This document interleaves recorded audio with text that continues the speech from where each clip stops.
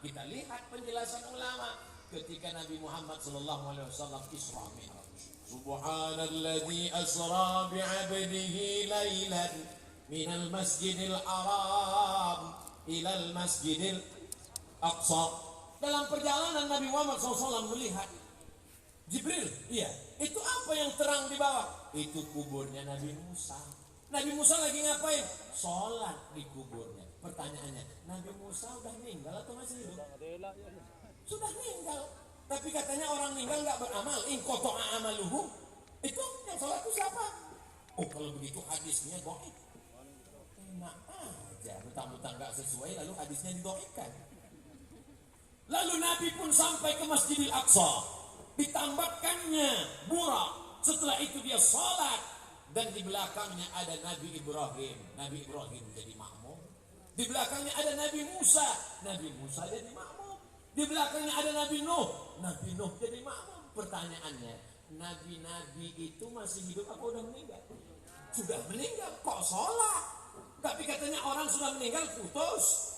Maka kata ulama, di antaranya Syekh Yusuf dalam kitab Al-Mawsu'ah Al-Yusufiyah fi Adillatis Sufiyah, yang putus itu adalah amal taklifi.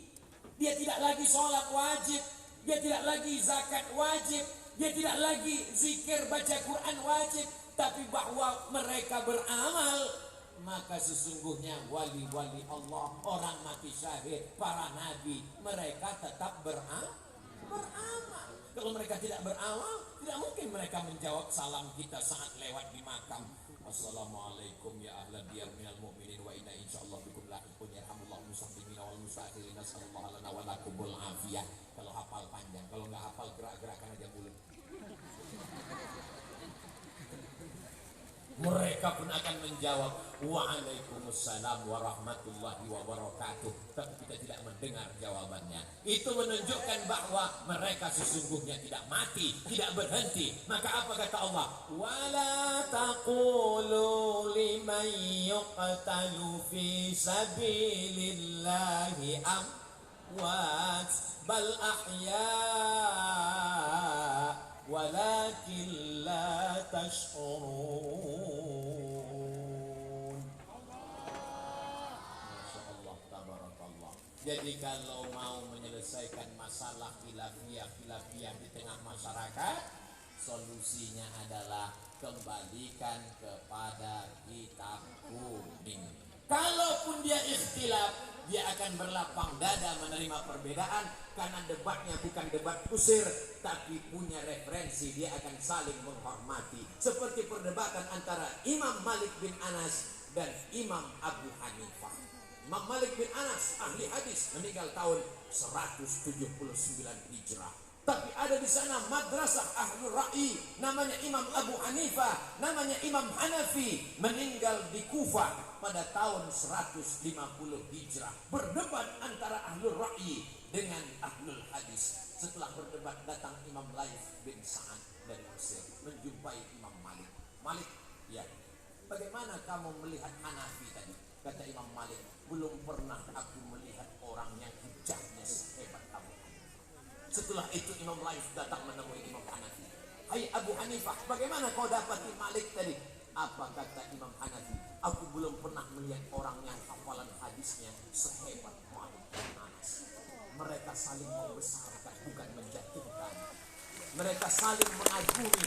Itulah ikhtilaf salaf. Itulah ikhtilaf orang berilmu. Betul kata Imam Muhammad bin Idris Asy-Syafi'i, ma jadaltu aliman illa ghalabtuhu wa ma jadaltu jahilan illa ghalabani. Kalau aku berdebat dengan orang alim berilmu, aku menang. Tapi kalau aku berdebat dengan orang dungu, aku selalu kalah. Kenapa? Karena mereka berdebat bukan dengan ilmu, tapi berdebatnya dengan urat leher. Kalau cerita urat leher, siapa yang paling kuat teriak, dialah yang menang. Adik-adik yang sudah di pesantren, jangan merasa dibuang orang tua. Kalian adalah orang yang beruntung karena sudah diberikan kesempatan menuntut ilmu. Lanjutkan sampai khatam. Banyak sekarang anak-anak kalau dimasukkan ke pesantren merasa anak yang sudah dibuang. Sore-sore menjelang azan maghrib bersandar di bawah pohon kelapa. Jangan-jangan aku anak terus. Allah Maha Penyayang, jatuh pohon kelapa, langsung sehat. Bayangkan kalau orang tuamu tidak sayang, tidak kenal ulama, tidak ngerti barokah, dibelikannya engkau rumah, kamarnya mewah, dibelikan mobil, dibelikan gadget, dibelikan handphone, dibelikan macam-macam alat hiburan. Itu bukan sayang, itu menjerumuskan anak ke dalam neraka jahanam. Kalau sayang dengan anak, maka hantarkan dia ke pesantren, kenalkan dia dengan kiai. Kiai, ini anakku. Sebagaimana dulu Ummu Sulaim datang membawakan Sayyidina Anas bin Malik kepada Sayyidina Muhammad sallallahu alaihi wasallam. Ya Rasulullah, mereka kaya memberikan tanahnya, mereka kaya memberikan sumurnya, mereka kaya memberikan dinar, dirham, emas, peraknya. Aku wanita biasa, yang kuserahkan adalah anakku. Lalu anak itu pun didoakan Nabi. Apa kata Nabi sallallahu alaihi wasallam? Allahumma aksir amwalahu wa auladahu waj'alhu min ahlil jannah. Banyakkan hartanya, banyakkan anaknya, jadikan dia penghuni surga. Akhirnya apa yang terjadi? Ketika Sayyidina Anas bin Malik meninggal dunia, dihitung anak keturunannya hampir 100 orang. Tapi tidak ada disebut di situ Allahumma aksir amwalahu wa auladahu wa azwajahu. Tidak perlu, karena itu sudah otomatis. Dan yang lain punya kebun panennya setahun sekali. Sayyidina Anas bin Malik panennya setahun 2 kali. Dan sahabat Nabi yang meninggal terakhir di kota Basrah, Irak adalah Sayyidina Anas bin Malik. Barokah doa. Jadi kalau kita kitabnya mungkin kurang lancar, ngajinya mungkin kurang kuat, tapi insya Allah di barokah kiai, barokah habaib, barokah guru, insya Allah kita dapat. Amin. Suara trompet habis waktunya. Tadi Pak Kiai mengatakan, Ustaz Somad silakan tausiah sampai jam 2. Saya biasanya tausiah itu mata saya melihat kemana-mana, itu ngelihat berapa orang yang muak. Kalau jamaah muak 3, demikianlah tausiah ini saya sampaikan, mudah-mudahan. Dari tadi saya keliling, nggak ada yang muak. Ini masalah. Karena memang santriwati, santri, orang-orang yang biasa dengar pengajian, Pulau Madura, negeri yang religius, ditambah lagi barokah para habaib, para kiai, para guru kita. Mereka semangat. Yang jadi masalah, mereka semangat, saya nggak kuat. Jadi nanti jangan kesannya Ustaz Somad berhenti tausiah karena jamaahnya bubar. Enggak, jamaahnya luar biasa. Saya bisa jadi luar binasa. Jamaah yang dimuliakan Allah Subhanahu wa taala. Satu-satunya solusi supaya kita tidak berpecah belah adalah kembali kepada sunnah Rasulullah sallallahu alaihi wasallam. Betul apa enggak betul? Betul. Siapa yang bilang kembali kepada sunnah akan membuat perpecahan? Mari kita kembali kepada hadis Nabi Muhammad sallallahu alaihi wasallam. Akhirnya kembali kepada hadis. Baca hadis. Apa yang terjadi? Ihtajama orang yang berbekam maka batal puasanya. Dalam satu hadis, aftaral hajim wal mahjum. Hajim yang membekam, mahjum yang dibekam, aftara, maka puasanya batal. Hadisnya sahih. Baca hadis satu lagi. Ihtajama Rasulullah sallallahu alaihi wasallam wa huwa shahid. Nabi ketika sedang puasa dia berbekam. Hadis satu lagi mengatakan batal puasa orang yang berbekam. Hadis yang ini mengatakan Nabi sedang berpuasa berbekam. Kira-kira dua hadis ini maknanya satu, kontradiktif, ikhtilaf. Jadi kalau ada orang mengatakan ini kita ikhtilaf karena tidak kembali kepada hadis. Kalau kita kembali kepada hadis tidak ada ikhtilaf. Hadisnya ada ikhtilaf, gimana enggak ikhtilaf? Ikhtilaf itu hilang bukan kembali kepada hadis, tapi kembali kepada penjelasan ulama. Tapi begitu ulama menjelaskan, hilang ikhtilafnya. Di mana bisa ikhtilafnya hilang Pak Ustaz? Hadisnya jelas mengatakan orang yang berpuasa itu batal kalau dia berbekam. Hadis ini mengatakan Nabi Muhammad berbekam sedang berpuasa, berarti puasanya nggak batal. Gimana ceritanya? Ternyata hadis yang mengatakan Nabi berbekam ketika berpuasa adalah hadis yang terakhir. Maka hadis yang awal tadi statusnya adalah mansukh. Maka itu dikenal dalam ilmu usul fikih bernama istilah nasakh. Nasakh yang menghapus, nasikh yang dihapus adalah mansukh. Dari mana ilmu usul fikih ini datang? Imam Muhammad bin Idris Asy-Syafi'i memanggil muridnya namanya Rabi Al-Muradi. Ta'al ya Rabi, ta'al. Kalau bahasa di kampung kami di Sumatera, come here a moment. Mohon maaf ya. Lalu datanglah Rabi. Ada apa wahai guruku? Tulis surat wahai Rabi. Lalu Imam Rabi mengambil pena dan kertas. Dia tulis semua yang keluar dari mulut Imam Syafi'i. Tulis. Jadi satu kitab. Itulah dia kitab Ar-Risalah. Kitab usul fikih tertua di dunia yang ada sampai hari ini. Betul kata Imam Ahmad bin Hanbal. Kami menghafal hadis, tapi kami tidak mengerti mana hadis am, mana hadis khas, mana mutlaq, mana muqayyad. Tidak mengerti. Maka datang seorang yang dikirim Allah Subhanahu wa ta'ala, pewaris para nabi. Jadi kalau ada orang mengatakan kami mengagumi Imam Syafi'i, kenapa? Karena kebetulan guru kami mazhabnya Syafi'i. Enggak salah. Ibu mengagumi Imam Syafi'i? Oh jelas Pak Ustaz. Kenapa? Suami saya namanya Pak Syafi'i. Mohon maaf Pak Syafi'i.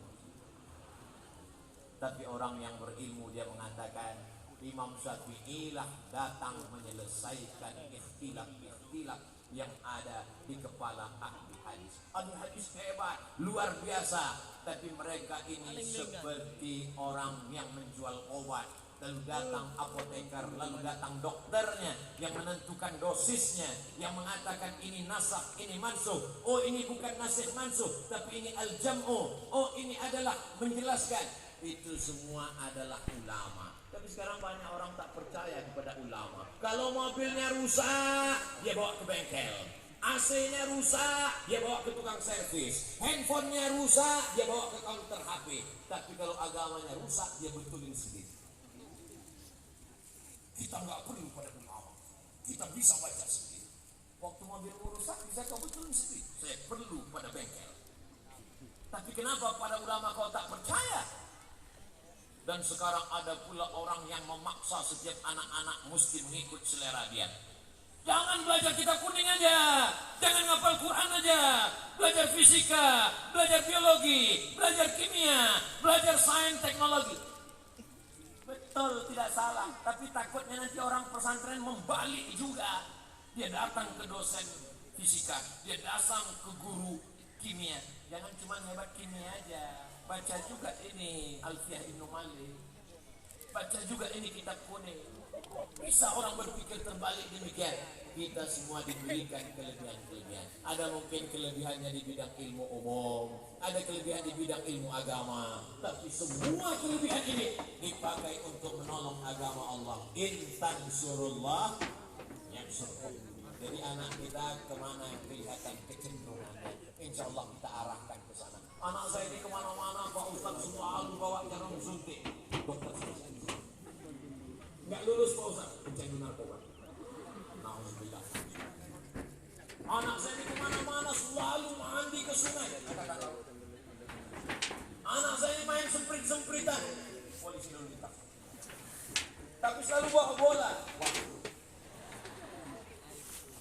Ternyata orang barat punya ilmu. Jadi anak-anak itu sudah tahu bakatnya dari kecil, diarahkan ke sana.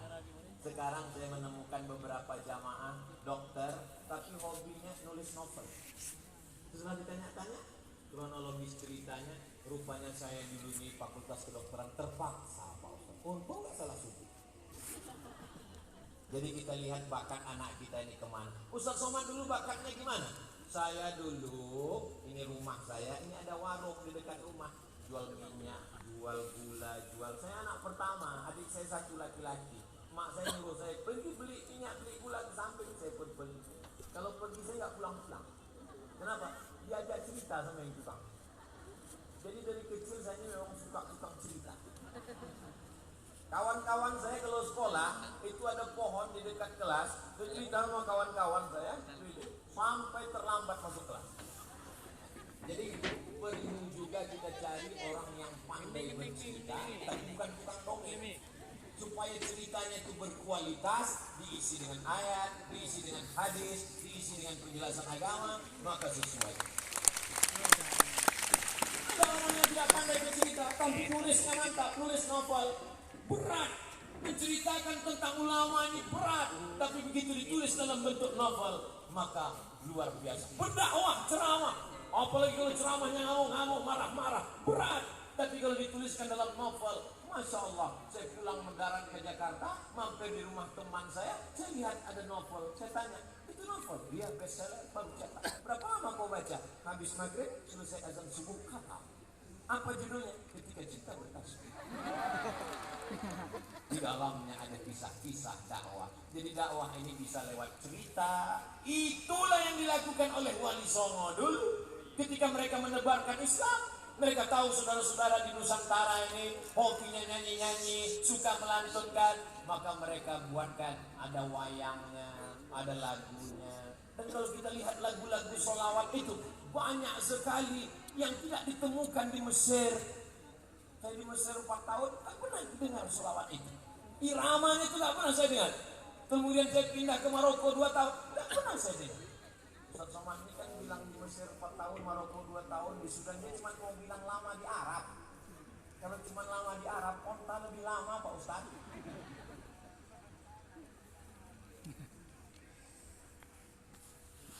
Salatullah, salamullah ala taha rasulillah.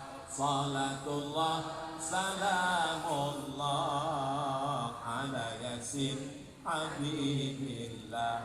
Tawassalna bi bismillah wa bil hadi rasulillah wa kulli mujahidin lillah bi ahlil badri ya Allah. Salatullah, salamullah ala taha rasulillah. Salatullah, salamullah ala yasin habibillah. Tawassalna bi bismillah wa bil hadi rasulillah wa kulli mujahidin lillah bi ahlil badri ya Allah. Irama itu tidak pernah saya dengar sekali. Itu murni kreasi orang kita. Tapi masuknya bukan dalam ayat Al-Quran, dalam sholawat, oke. Dalam lantunan nasyid tidak masalah. Ada orang lagu Melayu dia masuk, tidak apa-apa. Tapi kalau sampai dimasukkan di dalam azan, dimasukkan dalam ayat Al-Quran, takalluf, merubah makna, walaupun bayati sobasi kana awan jaharka, tapi kalau dimasukkan merusak makna, maka ulama mengharamkan. Iyyaka na'budu. Tanya kepada qoni-qoni. Itu semua sudah diatur oleh para ulama. Falaula nafara min kulli firqatin minhum ta'ifatun liyatafaqahu fid din. Jangan semuanya pergi berperang. Perang itu penting. Jihad menolong agama Allah, tapi jangan semuanya.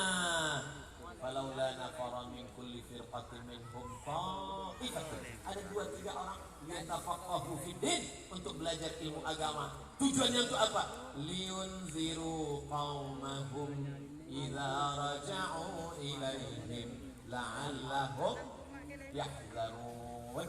Mudah-mudahan anak-anak yang belajar di pesantren Banyuwangi pulang ke kampung halaman menjadi dai menolong agama Allah. Saya ini orangnya bodoh Pak Ustaz, dulu nggak ngaji Pak Ustaz, maka saya balas kebodohan saya. Anak saya mesti di pesantren, mesti baca kitab, mesti tamat. Sekarang ada orang berpikiran lain. Saya ini bodoh Pak Ustaz, anak saya mesti lebih bodoh dari saya.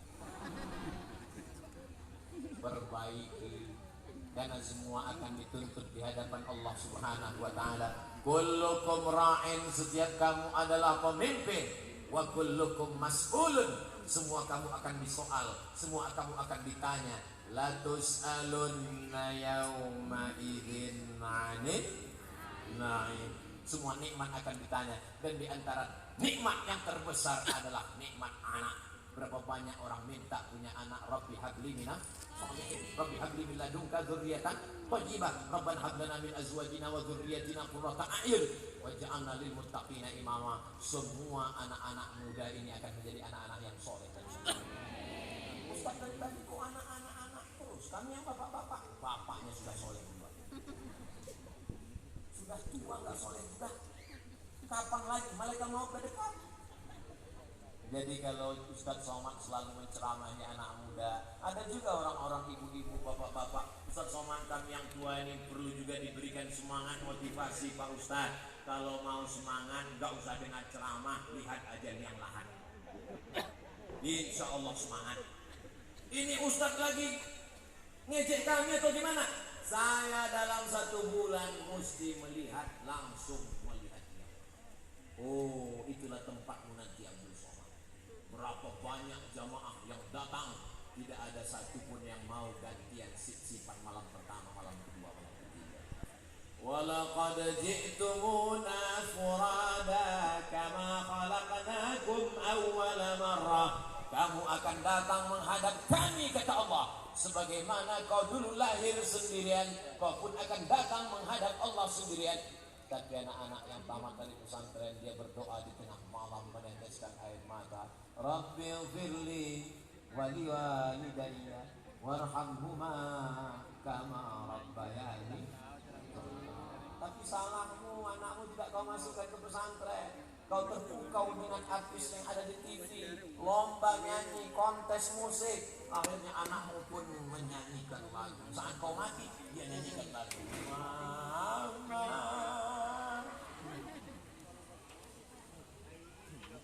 Yang lalu tak dapat diulang kembali, menetes air mata darah untuk menyesal.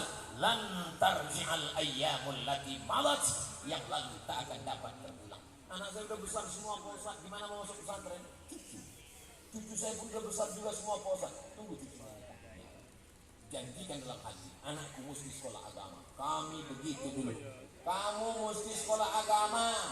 Nanti tamat pondok terserah mau kemana. Habis ini terserah. Sebelum berangkat ke Mesir, ibu saya bertanya, kamu mau kuliah atau mau nikah? Saya mau kuliah, terbang sejauh mata-mata, akan carikan duit. Orang tua mesti memberikan pilihan. Datang jamaah ngadu ke saya, Ustaz Somad, anak saya ini bingung, saya tanya mau kuliah